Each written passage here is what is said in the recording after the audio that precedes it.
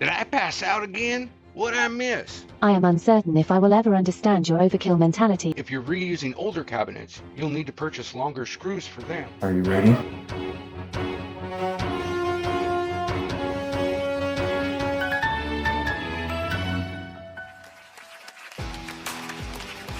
Between a light fixture, a sink, a countertop, and cabinet painting, I can't seem to keep up with what's going on. And now it looks like we're going to get ready to paint the walls and ceilings. Joseph is correct. It's about damn time somebody recognizes that. However, it will require preparing the surfaces before that can happen. We have already patched wall locations that were showing damage and will need to sand these areas, starting with a sanding sponge.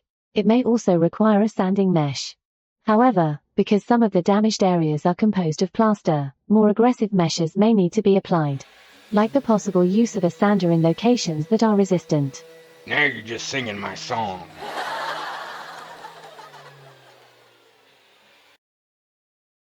And in some areas to match the wall, we're gonna be using a knockdown spray texture.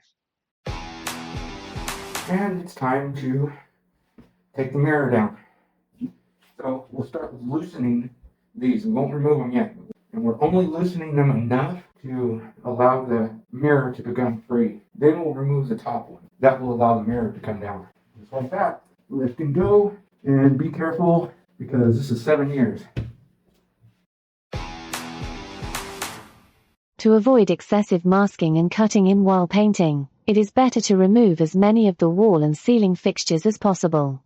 This includes light fixtures, heating elements, exhaust fans, towel bars, wall plates, and doors. And anything that hangs, you want to take the screws out of the bottom section first, so that way you're not fighting with the top falling on you while you're trying to remove whatever it is. So you have a pocket door, and you don't want to go through the process of having to remove it to save it from paint. Well, this is what you do. When painting is planned for a surface with dark colors or painting a room that will be susceptible to moisture, it is highly advised that an appropriate primer is used as a base coat to ensure the finish coat will adhere properly, with less effort. Are you worried about not being able to get back behind here, but you don't want to remove the toilet to give you the room that you need? As long as you have a couple of inches behind the wall, you can leave the toilet tank in place and then just put a little masking paper along the edge there. That should give you plenty of room to work with. And since it's a shallow area, you'll want to use a sponge roller. Here's where it gets kind of tricky. We've got freshly painted cabinet, and we need to paint the wall there next to the cabinet. You can't use tape here because the fresh paint could peel up. So what we want to do is we want to put up a barrier, but something that's not going to stick to the fresh paint.